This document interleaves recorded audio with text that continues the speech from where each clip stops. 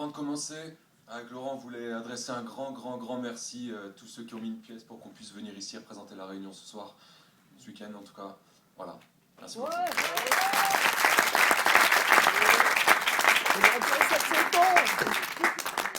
Dans un petit coin de forêt vivaient quelques familles de lapins planqués. Papa lapin, les enfants, une lapine, tranquille dans un terrier, on y est toujours mieux que dans une terrine.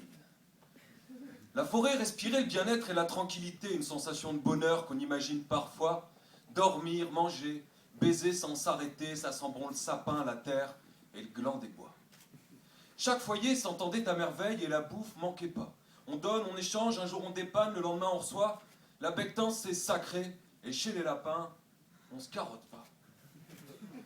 Mais un jour, une découverte fabuleuse vint sceller les temps prospères. Un objet rarissime, à en croire leurs paupières. Une famille d'un champ voisin avait trouvé une plume de paon.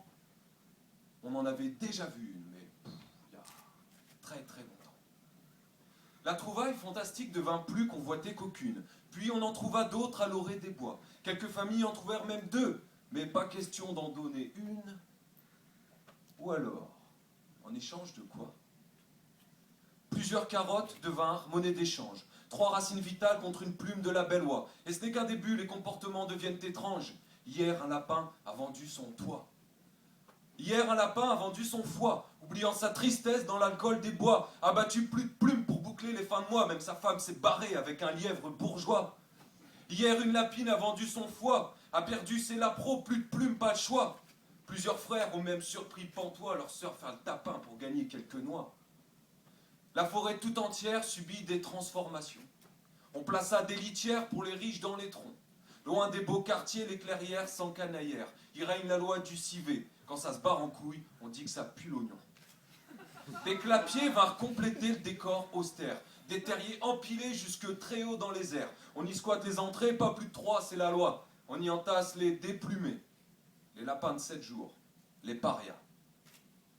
C'est là-bas qu'on trouve le zamal. Elle datura parfois.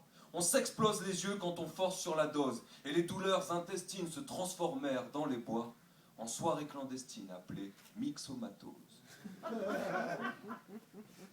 Tout était allé beaucoup plus vite dans cette spirale intense depuis qu'un lapin nain avait été élu président. Un individu arrogant, proche ami des bêtes féroces, et fixant avec eux le cours de la plume de paon.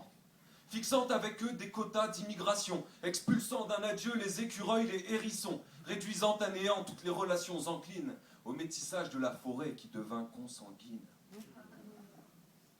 Mais un jour, les paillettes du tyran firent comme un leurre. Les éclats de sa Rolex attirant les chasseurs, le lapin nain fut débusqué dans un buisson, et kilo de plume devint kilo de plomb.